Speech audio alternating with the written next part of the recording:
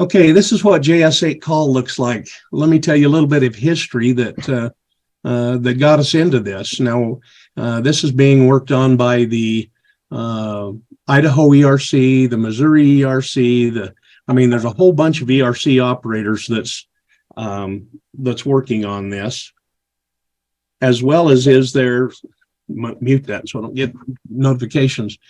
As well as is there the Idaho Aries is working with JS8Call. They've all found a little niche there that, we have that actually fits the purpose that we're trying to accomplish here. So one of the things that we were very interested in is the fact that it's a group notification system. Okay, and so it can. Just one line. It's not very fast, so it's more or less just a one-line text that goes out. But you can communicate with it, and we'll get into this with a mailbox or message box they call it, and a few other things like that. So if you want to communicate and leave messages, it's very capable of doing that.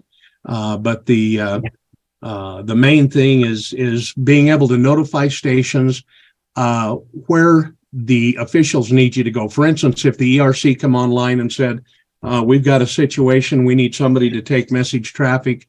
It depends, we have needed supplies and it's quite a long list or whatever. You wouldn't want to take that on JS8Call. So the message would come across JS8Call to meet on FLDigi or on WinLink, or something like that. So it's or voice, it's a message to go to a voice frequency, but it's something that runs in the background and doesn't take a whole lot of resources and that kind of thing. And I realize that there's not a lot of people that going to leave. Okay, somebody needs to mute their mic. There's not a lot of people that that's going to leave the radios on all the time like I have been. I've been running this for the last 3 months, and it's proved very beneficial to me. But let's go through the basics of what you're seeing on the screen here. Somebody needs to mute their mic. We're getting an echo in there quite bad. Thank you. Okay, so this first section here, this is your frequency readout. And if you have rig control set up, you can change the rig control with that by right-clicking on it, and it'll give you a list of preset frequencies. And that's the only place that you operate JS8Call, all the way down to 2 meters. So you just click on that, and it will load that information up here and change your radio to that frequency. Of course, you got to remember to tune your radio if it doesn't do it automatically when you get there. So the one just under that is where you're located on the waterfall, and I'll tell you about the waterfall. That's one of the most important things for JS8Call that I can see is the waterfall and how it works.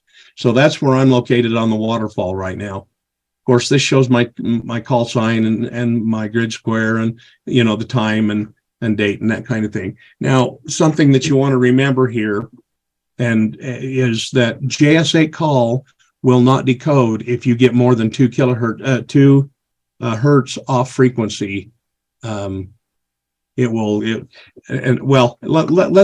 wait till we get down to the waterfall and I can explain it a little bit easier to you. Okay, so over on the right-hand side, you've got your receive and your transmit, and you can turn those off. Or just, if you're, say, for instance, you're changing frequency and you haven't tuned yet, you can turn those off so that you're not transmitting out without it being tuned. I have not got into the logs on Spot yet. And Carol, our W7WXV, are you on yet tonight? Oh, I don't know. Am I? Bless your heart. I'm glad you're on. I'd like to introduce Carol to you. W7WXV is a friend of mine from Oregon that him and I have been working exclusively for the last 3 months, Carol, on JS8Call. Have you used the spotter and the logging buttons at all? No, I haven't done so either. Okay, so there's a lot of stuff to learn, and we're still refining and a few things like that. So this button here, if you click on it, there's some settings that you can go into in there, and I will go into the settings with you when we get ready to set up the radios and a few things like that. There's different modes, different speeds that you can send up to 40 words a minute. But when you do that, you could lose text. Some of your information might get lost, and you'll have to send it again. So we usually run, a normal speed. If it's really good, we run fast speed. I have never tried turbo yet. So, and these other things I'll explain to you as we get into the setup a little bit more. On the left side of the screen here, you see a whole bunch of information coming across. This is what's going on the whole network. It covers the whole waterfall. You'll have to forgive me, everybody. I'm a little bit puny this afternoon for some reason. But anyway, this covers the whole waterfall of everything that comes across. You can see the signal to noise ratio that the stations are coming across at, how old they are. This one's an hour, this one's 4 minutes, 8 hours, and it just, until you delete that, it will continue to scroll past. Okay. So that just keeps track of everything that goes on the waterfall. In this yellow screen, that's what you transmit and what you received if the message is directed to you. Okay, so the red is what you're transmitting out. This station right here, KB7ITU, sent out an SNR report, so signal to noise ratio, or request, I should say, and my station responded. So it says KB7ITU colon VE7VQX. Heartbeat SNR was +10. So he's coming in from Canada on a +10 there. So he's got a really good signal in here. And in speaking of signals, you don't want to run over about 30 watts. That's about what we usually run on power. So everything in the red is what you transmit. Everything in the black is what you see coming across to you. Now, there's other information that we'll talk about here when we get over to the right-hand side. Right here is what your messages, where you type your messages that are outgoing. So, for instance, if the station that you're trying to contact is not listed over on this right-hand side, you can type the station in there, and then the message, just by hitting his call sign, space, and the message, and it will direct that to him. So, so that's one thing. That's one way to use this screen here. And over on the other side, if you'll see these first groups right here. Most of you that are just downloaded, all you'll have is probably one, the all call, and that is a group. Okay, so we've got the ERC group, which is part of Canada, and also the guys in Missouri are using @ERC. So, and I understand that they're working on a way to separate that so that they're not both transmitting using the same group. We switched ours to ERC IDA or ID. So that's the group that we use. This is @weather. Carol has a weather station that you can send a request out for that, and his station will identify with the weather. This one is a Zoom team that we've created. You'll get a lot of junk in here. A lot of these don't make a bit of sense. And I found out the other day, listening to this on 2 meters, it does the same thing. And you don't hear those stations. They're not really there. It's garbage, just like you receive on FL Digi when you're not typing and actually receiving a message. But excuse me, you can see several stations. Out through. Here's another junk one. You can tell if they're junk or not. But I thought I would kind of demonstrate here in a minute to send a message to Carol and have his station respond to me. Now you can on these call signs over here, for instance, you can highlight it. Just left click on it one time, and you go down here to directed to N0GQ. Okay, and click on that. Now this is a little hard to see, I'm thinking. You might not be able to see it very well, but if you've got it on your screen, you can click on that and it will, you'll be able to see what I'm talking about. But there's a lot of different options that you can do with it, with this directed to, for instance. You can send a message to his mailbox. You can go down here to message to call sign message. Okay. Please store this message in your station, at your station for later retrieval by call sign. Okay. So if you wanted to send it to him, you would, and I'll show you how that works. Let me just go down here to Carol's for a minute.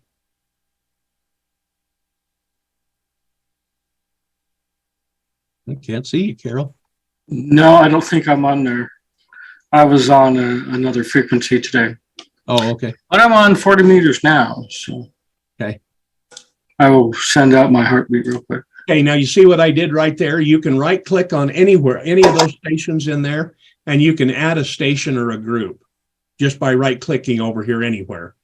When you add a group, you have to start it with the @ symbol and then type in the group that you're using. If you type in a call sign, you don't need the @ sign. Okay. Okay, and that puts him right here. So we'll highlight that. Let's go ahead and send a message to Carol's mailbox. It might be easier to see it. You can also right click on it right here and go down directed to, and you can probably see these a little bit better. So what we're going to do is we're going to go down here to message to call sign. We're going to click on that. And then we're going to type, it's going to Carol, but it's also, the message is going to Carol. So it's going through his station to him. So we have to type W7WXV. And then I just delete the message and type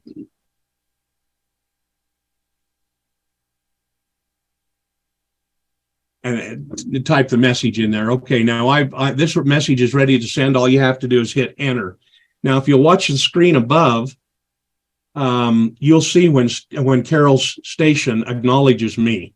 Okay, it'll give a KB7ITU ACK for acknowledgement. Okay, now when I hit the enter key, it's going to draw a line through all this. And if you watch right down here at this corner, right here where this send is right here, you'll see that if it's not ready to send, it will wait just a few seconds before it sends, because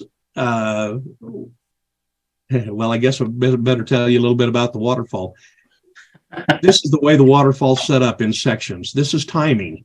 Okay, so between each of these sections is a line. That's when the transmitter stops temporarily and then turns back on. It's not very long, just a few seconds. There's 1 second, something like that, and then it kicks back on. So it doesn't send the whole message all at one time. If it's a long message, it might break it up into 3 or 4 different sections. And as it breaks it up, it'll draw a line through that section of the text that it's sending. Okay, so that's kind of the way that waterfall works. And while we're on that, no matter where you're at on the Holly, go ahead. I was just going to ask you where we need to be on the waterfall. Oh, yeah. So no matter where you're at on the waterfall, I don't have to know where you are. As long as I'm not transmitting on top of somebody, I'm at 1400. There's nobody transmitting right now. As long as I'm not transmitting on top of somebody, you will get that message, or I will get that message from you, no matter where you're at on the waterfall. That is one of the main benefits of JS8Call. That's one of the most exciting things, because you don't have to be right on dead on frequency. So you might get a response from 3 or 4 or 5, 6 people at the same time. And I'll show you that in here in just a minute. And you'll see all of them come on your screen all at the same time. So, okay, let's send this message to Carol and watch it as it draws a line across, and you'll see where, see, it's too long to send the whole thing. So it's only sending half of it right now.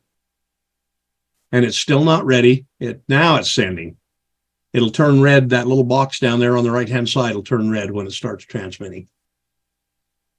Now, again, watch this screen up here above. And when Carol's station acknowledges that he's received that message I sent to him, it'll send me an ACK. So that's another thing nice about JS8Call. It responds to your transmission and lets you know that the message was delivered.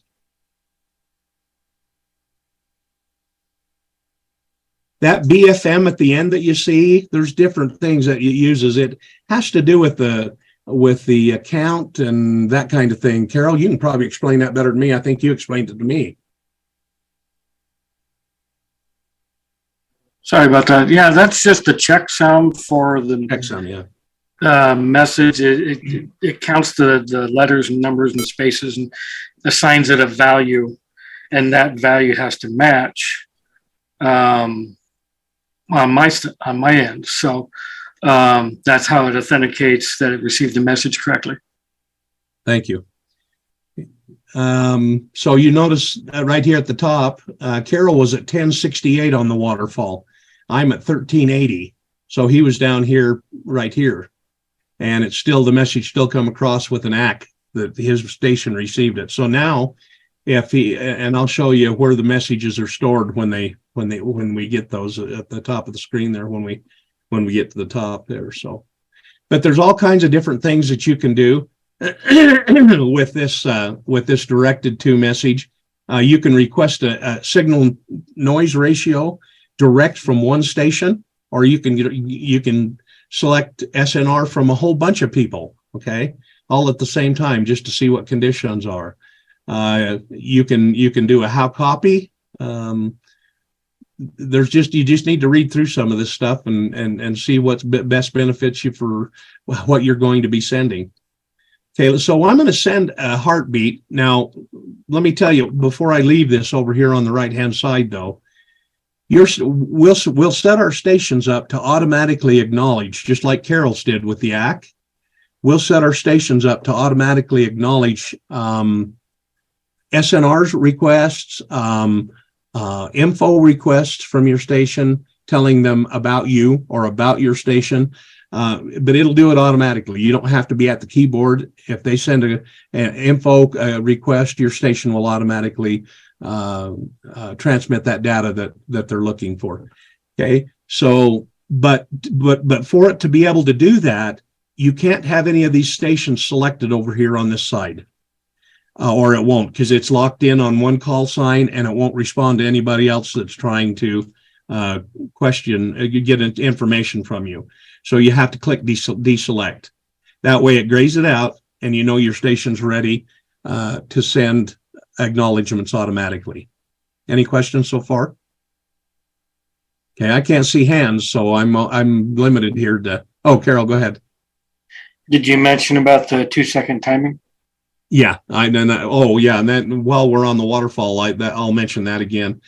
Okay, so the 2-second rule, if you get over 2 seconds, the information that you're seeing come across the waterfall will not decode. So there is another program that keeps your, okay, first let me explain about Windows. Windows only goes out and updates the time every, once a day, I think is all it is. Something like that, once or twice a day. It's not very often, and it's not nearly as accurate as what this other program is. We use a program called Dimension 4, and it runs in the background. It just runs in the background, and and I don't know if you can see that, but the time is not exactly the same because this is set to Zulu time, but you can see that that's clicking off exactly the same time.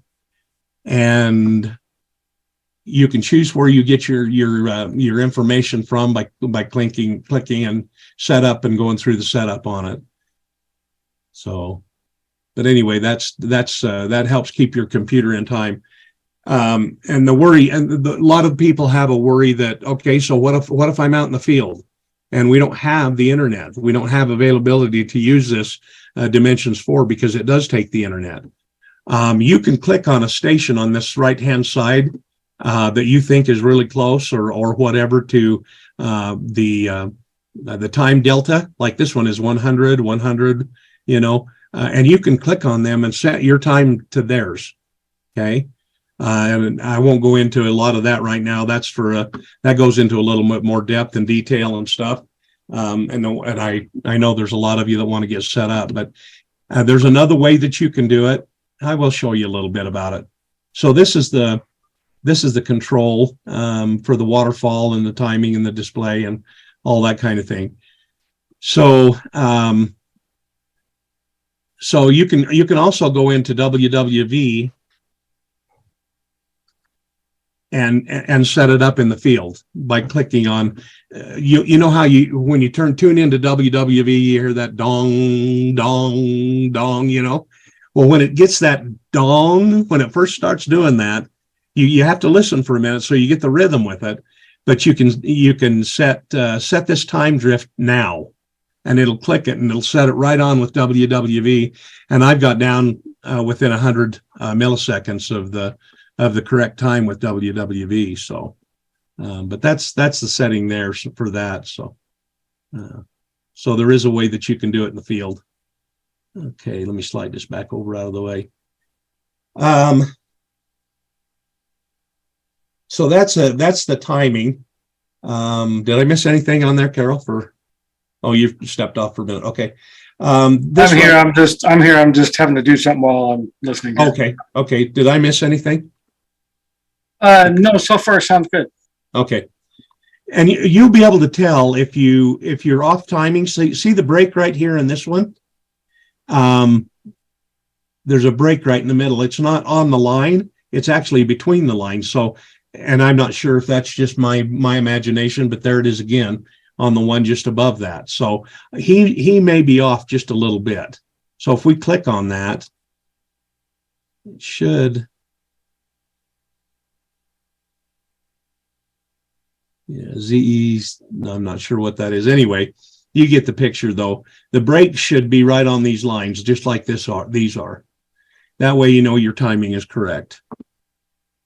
Over here is your audio receive. Okay, so if they said to set that between 30 and 40 if there's no data coming across on the screen. So on a quiet waterfall, the audio coming into that program should be set between 30 and 40 decibels. But it's receiving right now, so you see it's up quite a bit higher. How do you move that?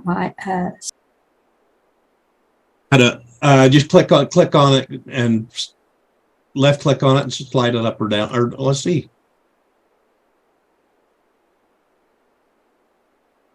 I think you got to click on that arrow and. Oh no, that moves according. I'm sorry, duh. That moves according to your audio. When you set your audio up or down, it'll move up and down. So if I go, okay, let me just do a quick little show you here. Okay, here's my sound settings. So record is what, and my ICOM is what I'm using. So if I turn this level right now, I've got it set at 0.4 dB. If I turn this down, that drops that down. So that's how you adjust the.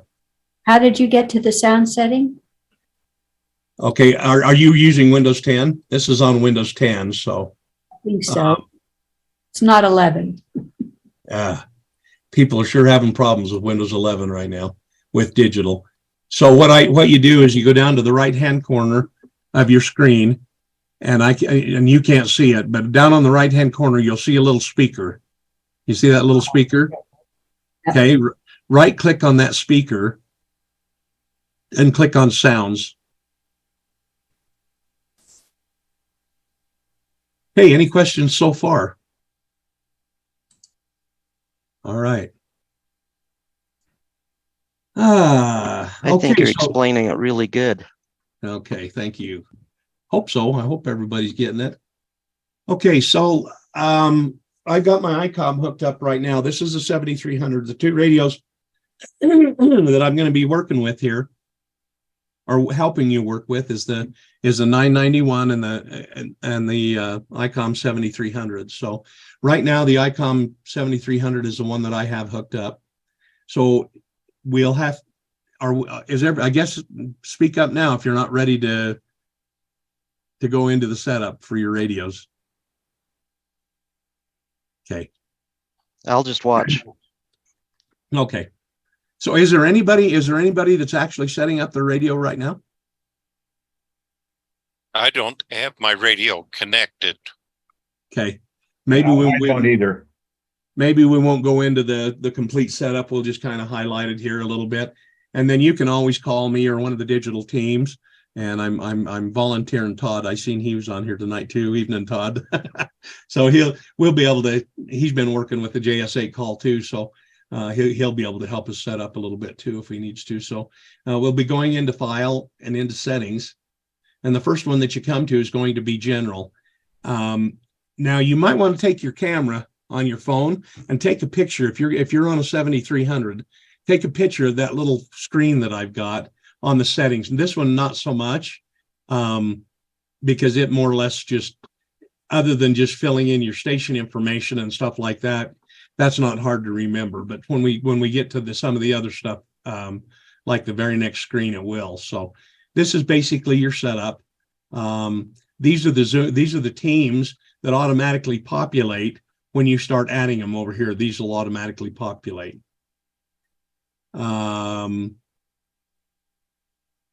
This one right here is disabled, or is set for, I don't know, it's set for a certain amount of time. Let's see, is it that one? Oh, no, it's not that one. It's the next screen. So anyway, we'll just continue on here. This is basically self-explanatory. Okay, on the behavioral page, these are the ones that I have set up for the 7300 and the 991. Okay, I have display distance in miles. And then the next one is immediately transmit CQ reply info. And that one needs to be checked. And then write log file. You can always delete your log files just by telling it to delete it. It goes away really quick. So write log file. That way you can keep track of what's happening.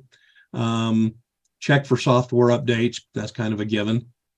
The next two, I've disabled those because that's just the way I like to have mine set up. So the way you disable those is you click on the arrow down and go clear down to 0, what you think will be 0, and it'll just turn into a disable.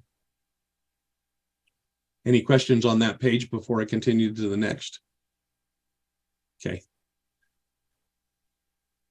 So networking and auto reply. There's only a couple of them that's set here as well. Allow heartbeat outside the transmission subband.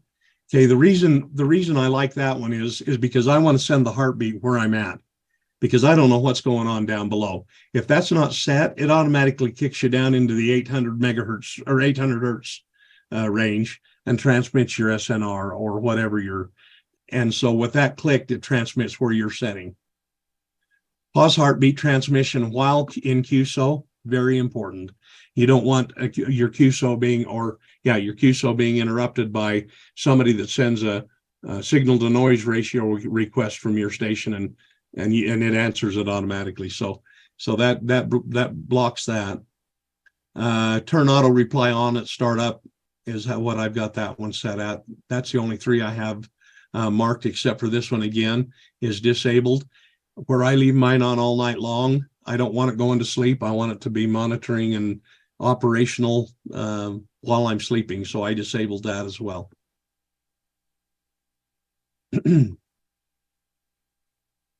Okay. Any questions? Okay. Hey, Steve. Yeah.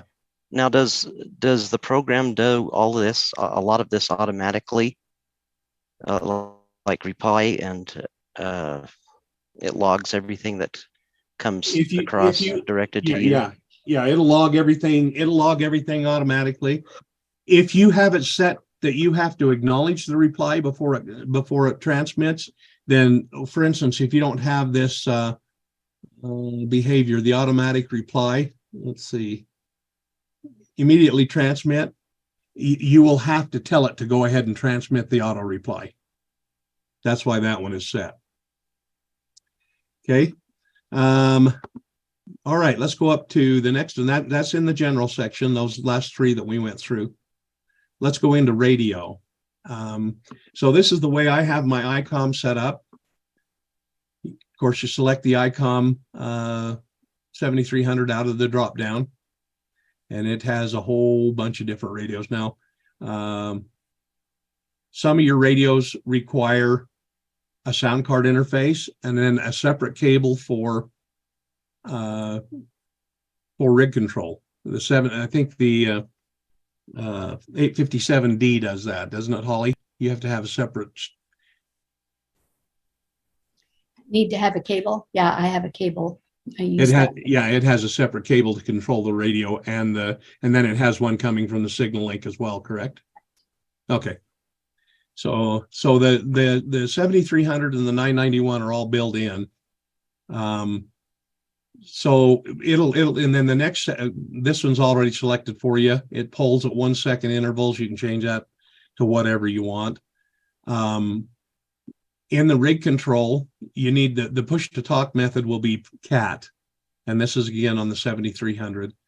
Now, bear in mind, everybody, if you want to call me, I can walk you through this and help you get it set up, even if you're not using rig control. So please call me. I can, not tonight though.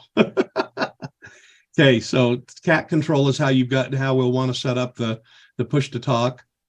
The mode will be data packet, and when it shows up on your screen, it'll be USB-D. Okay, is how it'll show on your screen for your 7300. This other stuff, there's nothing that changes. This is all the rest of this. All this stuff stays the same. Now you go over to your CAT control. And you have to have the COM port that you're running your ICOM on. So you select your COM port there, and that's a serial port interface, of course, and your baud rate, and that's set within the software on the ICOM and on the 991. You have to have that set right, or it won't talk to each other. On the baud rate, on the data bits and so, what have you like that. On the ICOM, it's set to 8, 1, and none. And I believe when I had it set up on and I've got it right here, I believe when I had it set up on the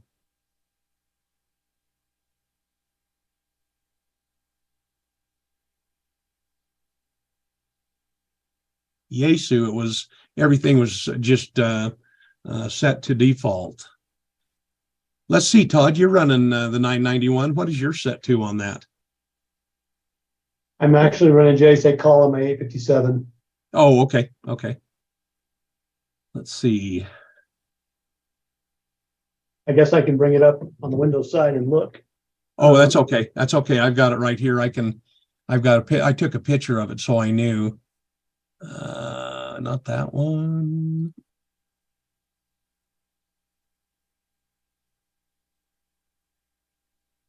Yeah.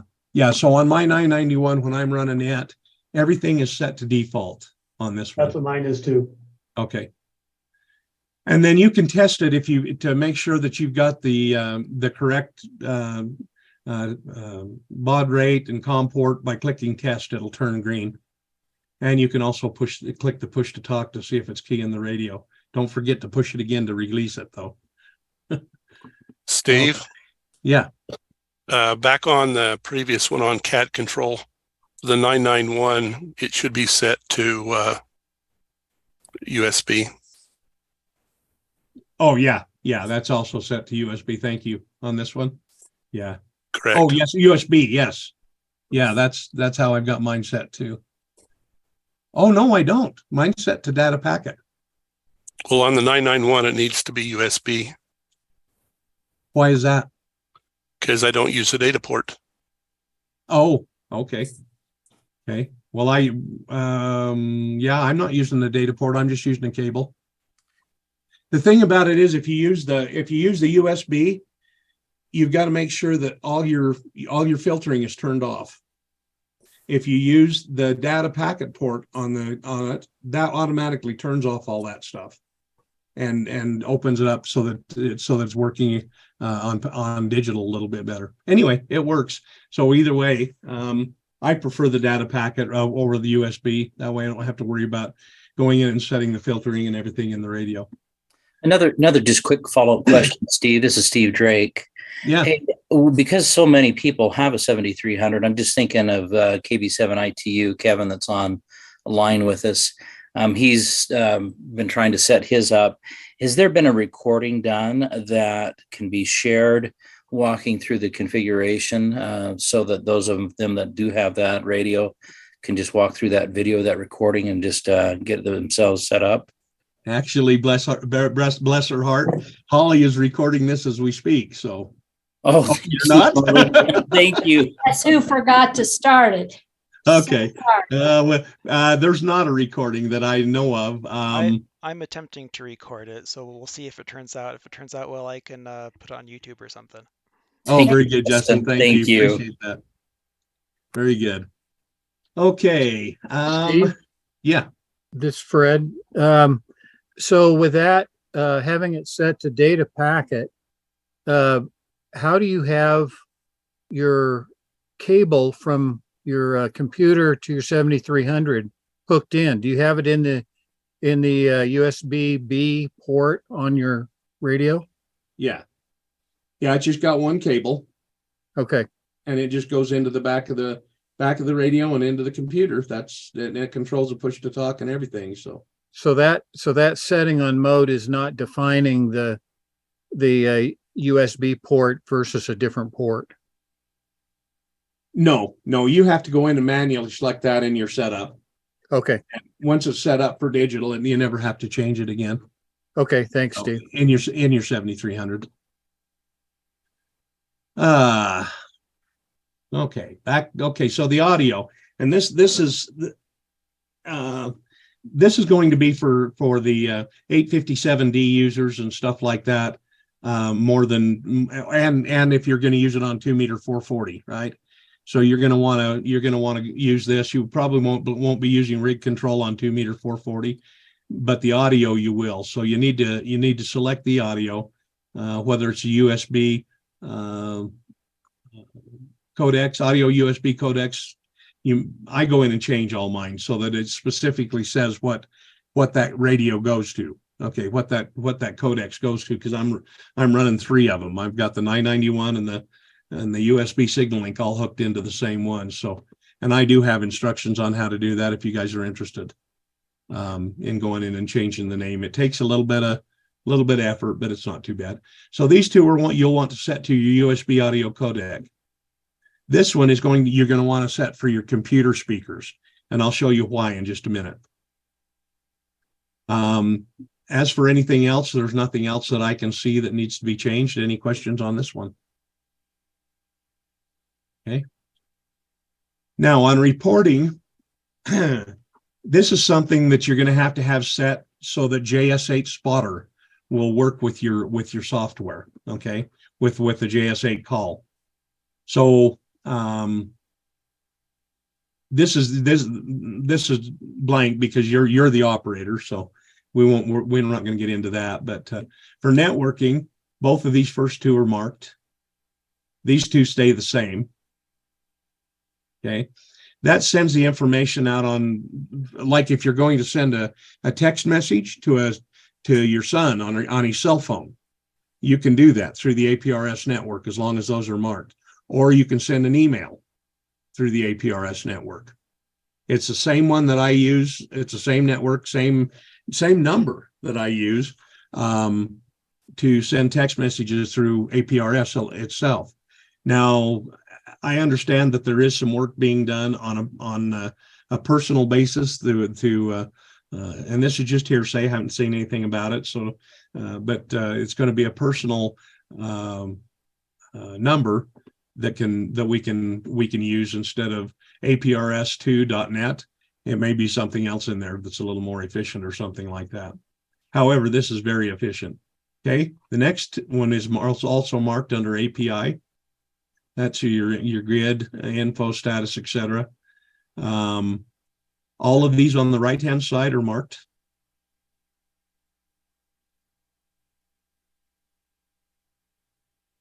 And basically, I mark these two. It doesn't hurt to mark them. If you've got a logging program that you like to use, maybe it's one of these, or you plan on, you never know, you might use it in the future. I was just told to mark those, and it wouldn't hurt a thing, so I did. And a lot of this setup come from KM4. No. Oh. What's the guy that does all the videos on the Rig Pi, Todd? It's not KM4 ACK. ACK. Yeah, that's it. Yeah, Jason, thank you. I drew a blank there for a minute. Well, I had the right call sign. I just doubted myself.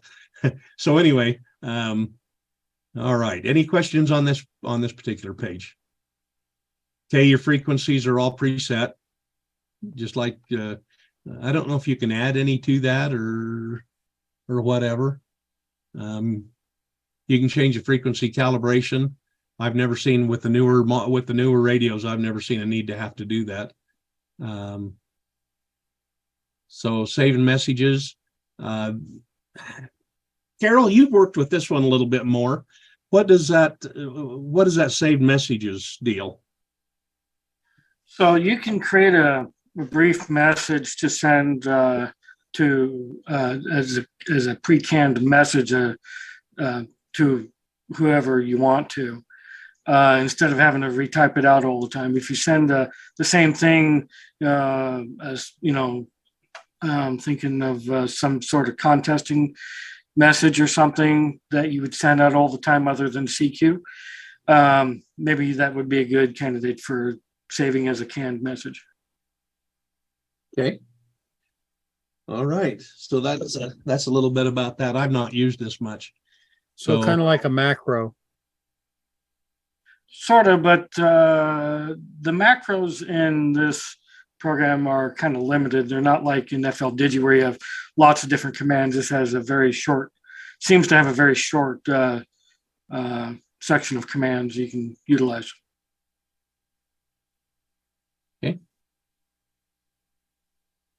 Okay, this is the notifications, and this notification audio, it's really, really hard to find. So if you need a copy of it, you notice I don't have mine. It gets very annoying. You got to turn your computer audio down so low that if you play music in the background, you can't hear your music. And then when you turn it up to hear the music, when the notification comes across, it about blows your ears off. So anyway, I turned mine off, but you can select all of these. You have to select where you've got them located on your computer. But I have a list of all these I found, and they do work. So the last screen here is your fonts and your colors. A lot of guys go in and change. I went in and changed my fonts, so they're just a little bit bigger. And of course your colors and stuff like that. And that's what all three of these are, is just for the different sections, is just fonts and colors for the different sections. Any questions so far? Okay. All right. Are we ready to go into JS8Spotter? Is there anything that I've left out that anybody has any questions on? Where do we set up our call signs and those sorts of things, Steve? Where do you set up your call signs? Right. In File and in Settings, and under General, and then Station right here.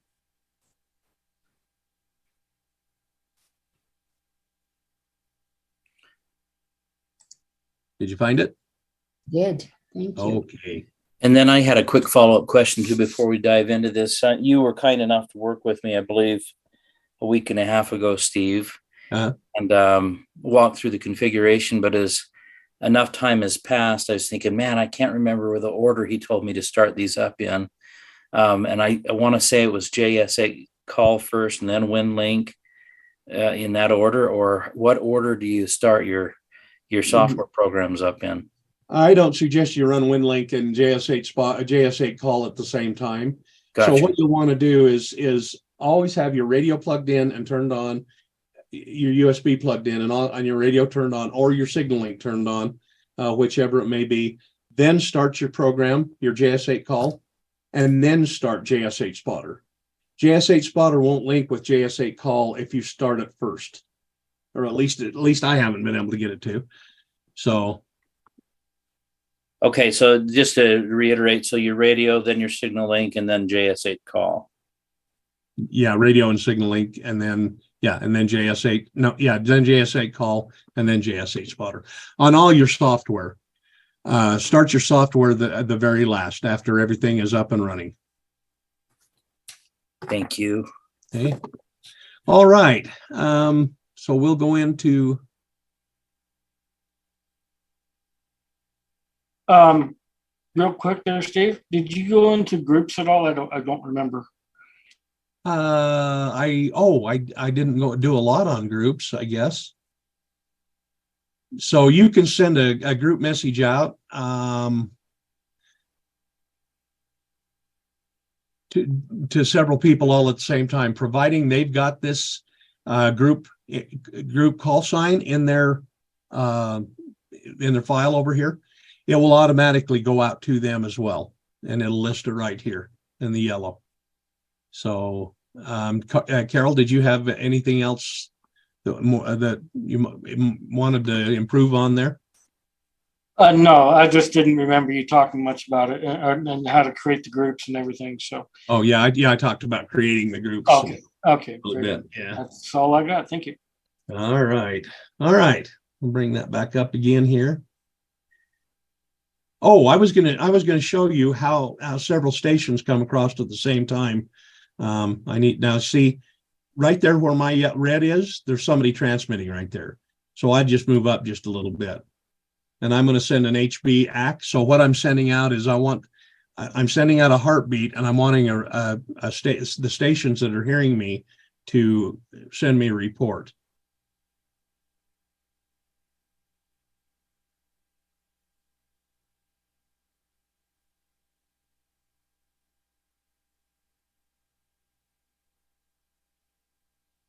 As you notice, a waterfall freezes when you're transmitting, which is normal.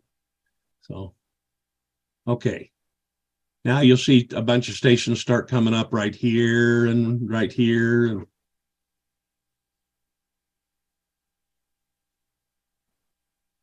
Your transmission is the one that's closest to the red column?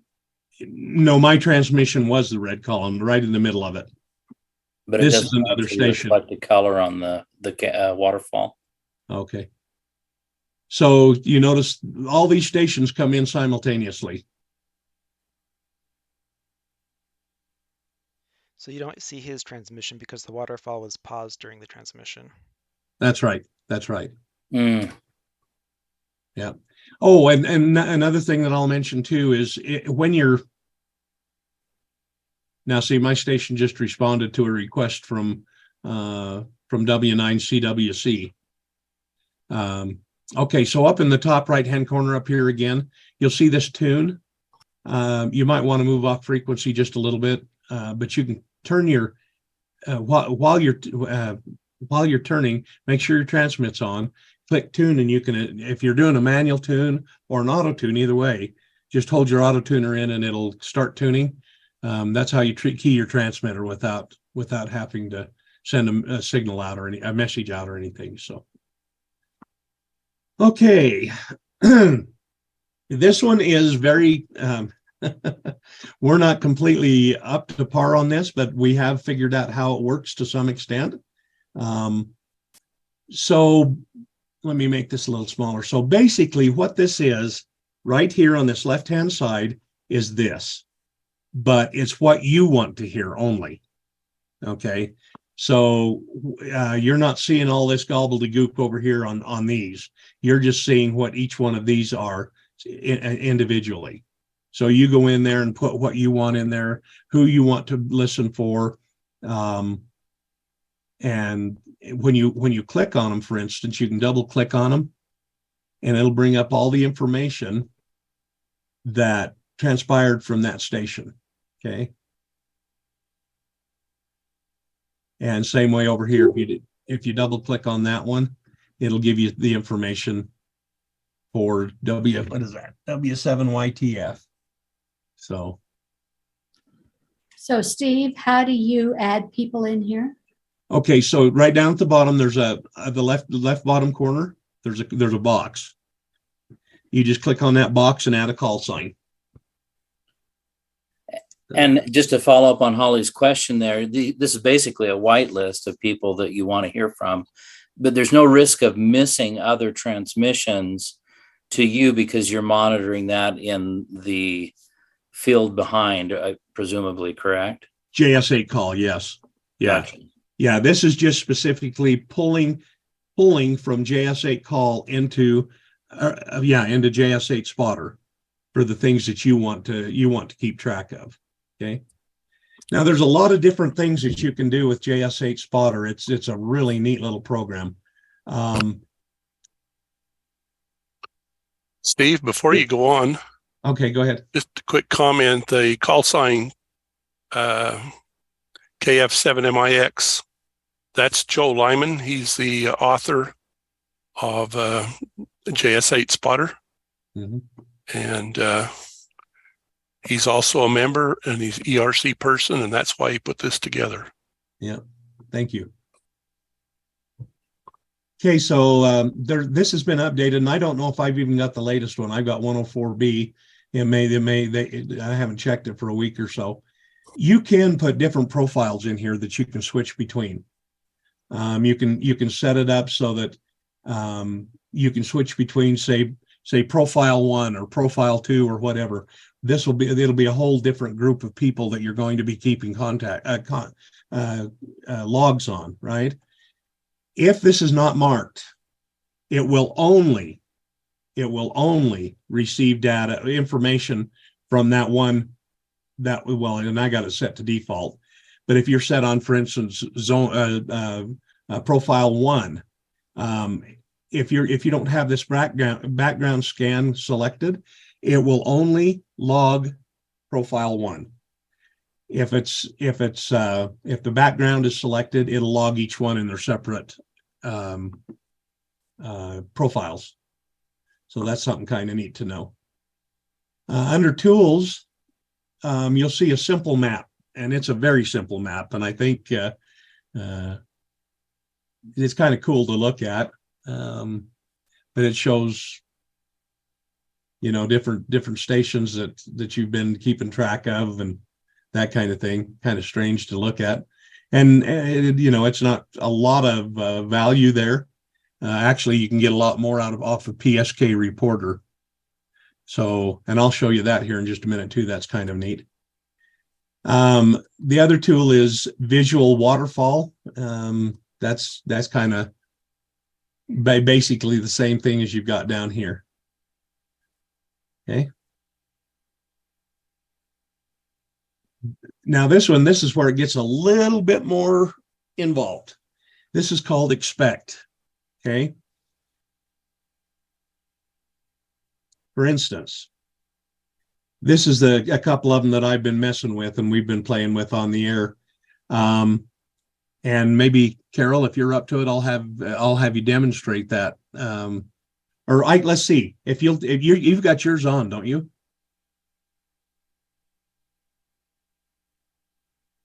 Sorry about that. Yes, I do have JS8Spotter up. Okay, maybe I'll just do you have that CKIN profile set up? I believe so. Okay. So what that does is, for instance, let's just take if you're a net control operator and you're expecting check-ins from different people, you can actually get those check-ins from those people simultaneously, just by typing a simple command. Okay, the way we're doing this is, let me put this down here. So what the station is going to expect to see is CKIN. Now I put it CKIN is for check-in. Okay, right down here in the left corner. Can you guys see that? Okay. Okay. And this is the check-in that the ERC uses. KB7ITU, Steve, Rexburg 30, emergency power, and QRU. Okay, so that's the text that it's going to send. And this is who you're going to request it from, at ERC ID. Okay. And you save that, and it'll save, and you can save as many as you want. And however many times you have it, you can have it, set to however many times, and up to 99 that you want it to reply to that same request. You can set it down as low as 1 or 2. once it times out, then you have to go back in and reset it again, is the way I understand it. Okay, so we'll just demonstrate this real quick here for a minute. Okay, so we're going to do, so I'm going to request a check-in from Carol. So we're going to go at ERC ID. Oops, it didn't give me the at sign. At ERC ID space E question mark. So that's telling the program that you're accessing the expect part of JS8Spotter. So E question mark, and then what you're requesting is check-in, CKKIN. And we're going to go over here and select Carol. Oh, we don't need to select Carol. This is just going to report anybody that's on ERC ID now will report in with a check-in.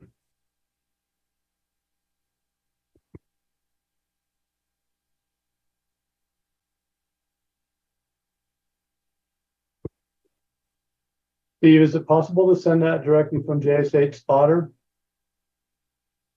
No, you have to send it. Well, you're sending it from JS8Spotter and it's accessing it from JS8Call. Well, you went into JS8Call though to type in the command. Right. So bring up your JS8Spotter screen again. Okay, let me wait till this is done because sometimes it messes it up. Okay. Yeah, I don't know if you can do the right from JS8 Spotter or not.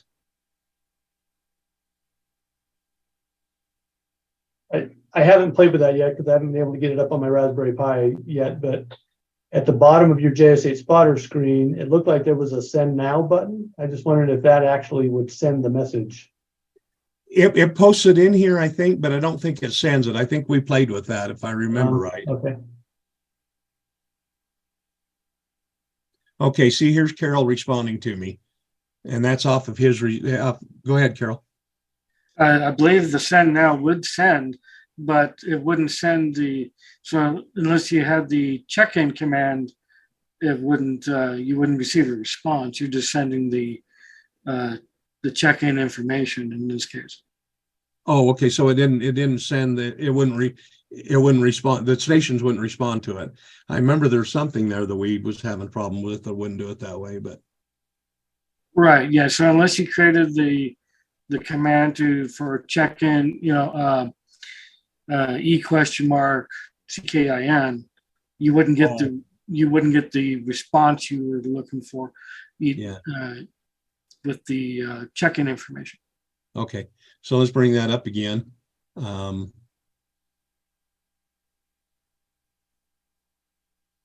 yeah. So we'll just highlight that and click send now. Right click on the row to load and save response, or type 1 in. You have to right click on it to add it to the boxes down below. Oh, okay. Oh yeah, because there's no at ERC or anything, E question mark there. So this pops up. Send a single So if you created the E question mark, then command, then that would probably work. Okay, yeah, that's something, Todd. We messed around with it a little bit, but not very much. And just to be clear too, I mean, this is a question. So the reply to this would only work if you're running JS8Spotter and have all that, the CKIN programmed in and all those type of things, right? I mean, is there a way for the responses to come directly from JS8Call? I guess that's my question. No, because it pulls from JS8Spotter. All right. Yeah. Okay. So is there any questions on how to set up an expect or anything like that? Or how to request an expect check-in? I'm still not clear on exactly. You may have said it and it went straight over my head. But I'm not sure what the difference is between this and any other JS8 communication. Well, for instance, with the expect program,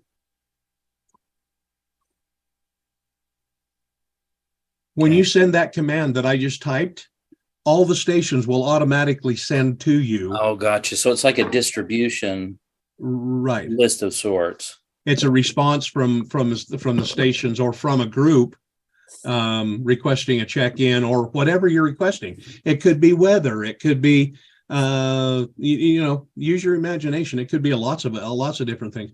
But I would encourage all of you to, if you plan on using, and I would suggest very highly using JS8Spotter, go in and listen to the videos that he's got in there. The guy is phenomenal. He's done a really good job with the videos and explains them very well. So we can probably get him to come on too, if you'd like to. Oh, I never thought about that. Yeah, that'd be great if we could have done that. Well, I might have to try that next time. Okay, so now this next thing, this is something else that's really, really cool for emergency communications. However, at this particular time, it does not have the ICS 213 form that we use, but it does have other forms. And what's nice about these forms, let's just bring one up. So what's nice about these forms is everybody's computer has the same answers in it. Okay. So as you know, JS8Call is pretty slow in sending. It's not very fast. So when you select each of these sections, you bring down a drop box and you send the GMT time, -7, license level. And it shows it as a 1, right? So extra class is 3. When you fill these out, all it sends, well, I'll show you. It sends a group of numbers is what it does. So let's just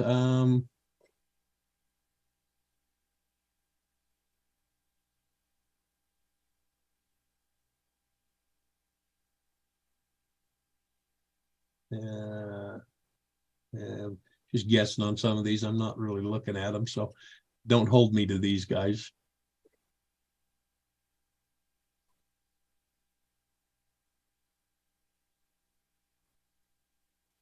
So Steve, what you're actually doing is taking like a basket of fruit, and you're picking certain fruit that you want to get.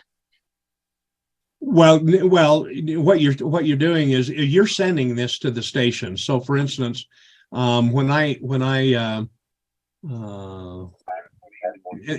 the way, you can comment down here to anything else that you may have to go along with this information up here. So you post this to expect, and you're going to send this. So, and now you bring up expect and look at that. And this, say for instance, this is going to say Todd. Okay, all he gets is these numbers.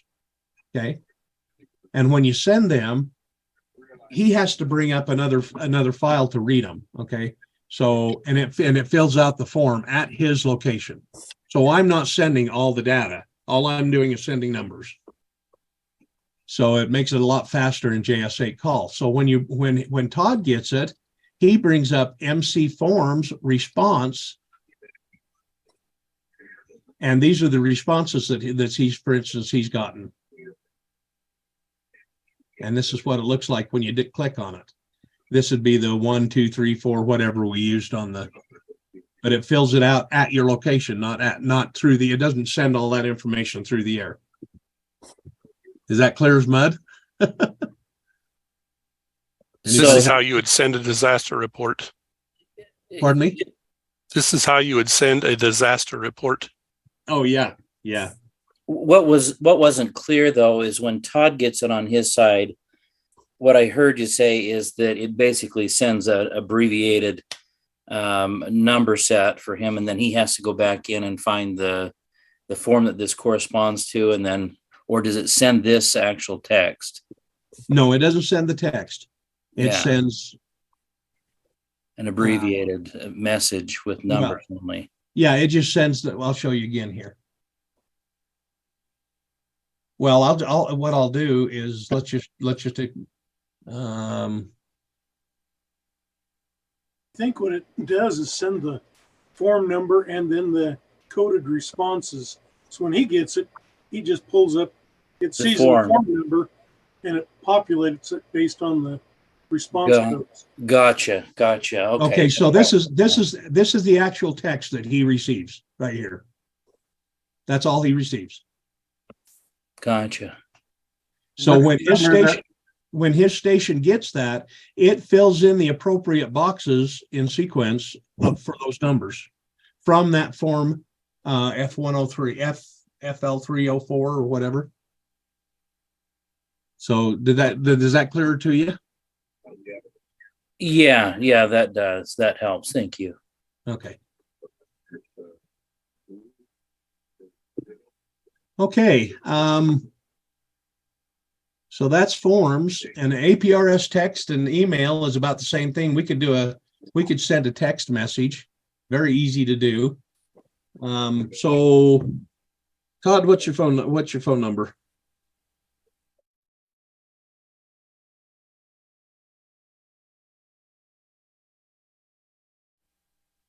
Okay. And then you type the message in here.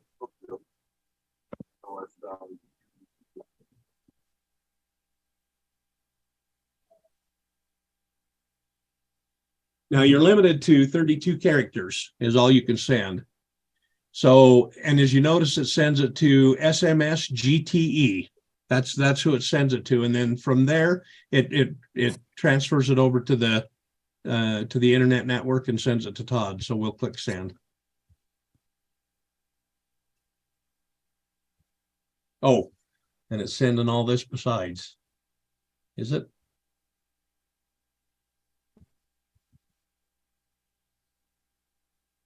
Yeah, it is. Oh, well.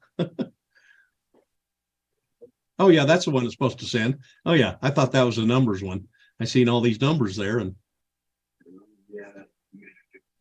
so just let us know when you get that text, Todd. So I use APRS texting up in the mountains all the time through the summertime because I go camping and I'm out of the cell phone area, service area. And so I send my boys a message or something like that through the APRS network. And it's a little bit quicker than this one is to send it that way. You can also send emails out to multiple people. Yeah. As well as multiple SMS. Yeah. Oh, you can send multiple SMS? I didn't know you could do that. Because you have to type in the number.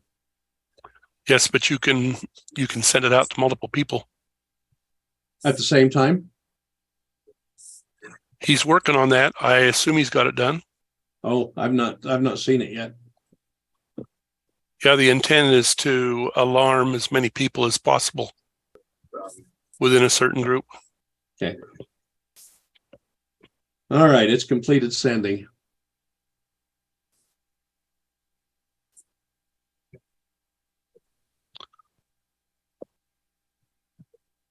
There's the message. All right, that's not too bad. In emergency, There's a lot of that's other good. messages on there because I've been goofing around with it too, but at the bottom you can see Steve's message. I don't know if that's. Well, cool. So that worked out pretty good. Carol, do you have anything else that you want to add while we're writing here?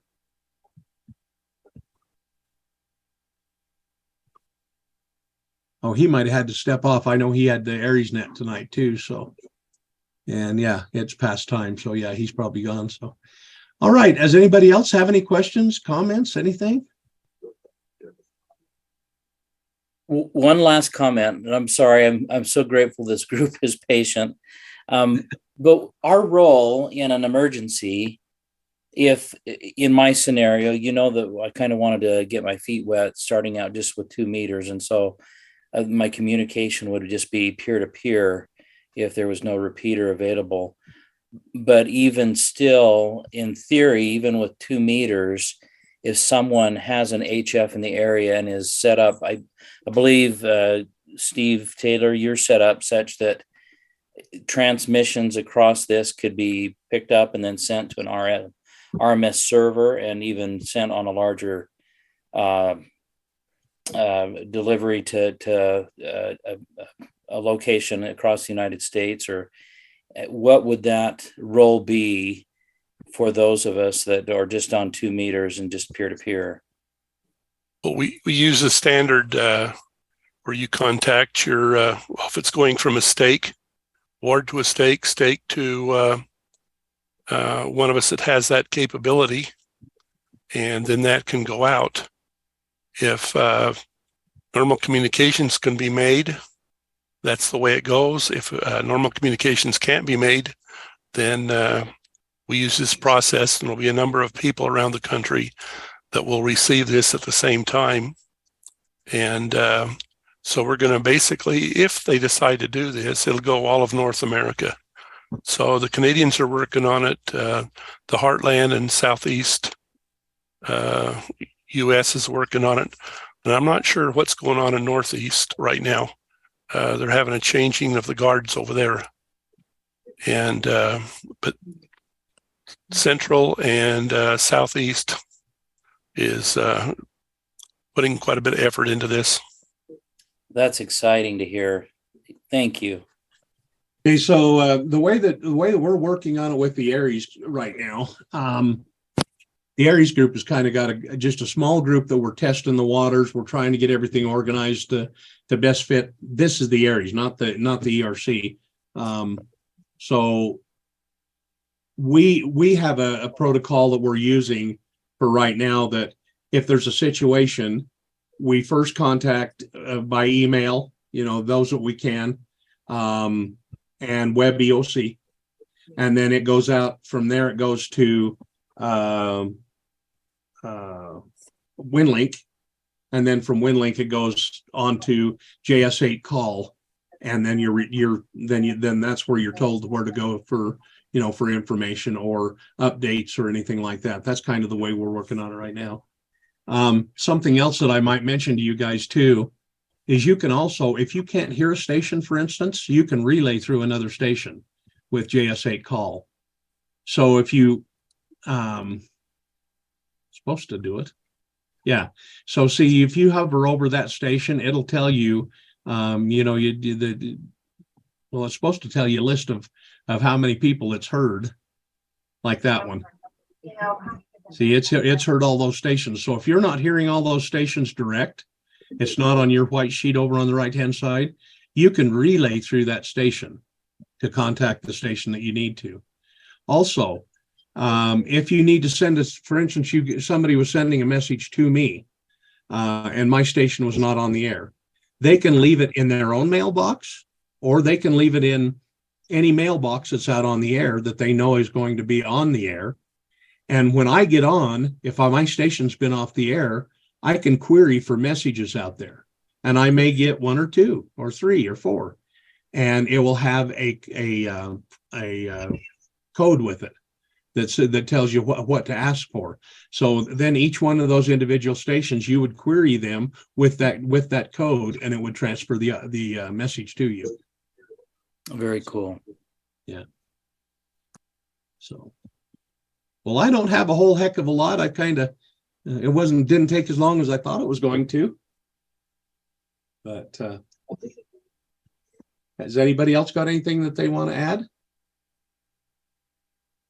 Well, I'd like to thank Holly with all my heart for letting us use her Zoom, and I kind of put her on the spot. We were talking about learning a little bit more about Zoom, and so I kind of cornered her.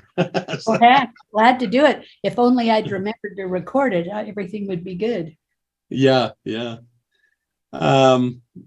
there somebody likely to give the closing prayer by chance? Steve, I had one more question real quick. Okay. This is Greg, N7BHX. And on setting up my ICOM 7300, I had plugged in the USB cable prior to putting the right drivers in, and I've tried to reverse whatever I did and put the correct drivers in, and it just doesn't seem to work at all. I can't talk to it. Yeah. Any ideas? Yeah, I'm not sure how to do that. I've never done that before. Anybody have any suggestions? I know. Call ICOM. Go ahead, Steve. Call ICOM. That's a good idea. There's also help files online, removing the incorrect driver for the ICOM 7300. Just type that into the Google search.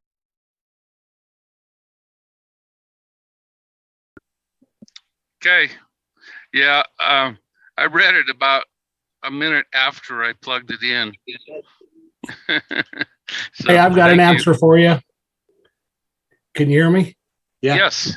Go to your device manager, leave it plugged in, go to your device manager, and then you can remove or disable that device. I believe that you can remove it in the device manager, unplug it, and then plug it back in, and it'll see it as a new device again. Oh, okay. I'll try that. I Thank believe you. that's how I've done that before, and I'm pretty sure that's how I did it. I think I'll call Steve tomorrow and ask him some questions. And I wanted to have Roger Brunt hang on for a minute after. Don't jump off too quick. Thank you. Okay, you bet. Was there somebody else that had a question? Was there? I think that was KF7BDI. He was just indicating that he was going to give you a call tomorrow, Steve. Oh, okay. All right. That sounds good, Kevin. We'll listen for you. I'll be gone in the morning. I won't be home until the afternoon. I go down and see my mom on Fridays. So, but I'll be back around noon or so like that. So, all right. Yeah, I'll give you a call later on in the day tomorrow. I'm kind of busy for a while tomorrow too. That sounds good. All right. Thanks, everybody. Hope you enjoyed it and hope it would kind of filled in some questions you might have had.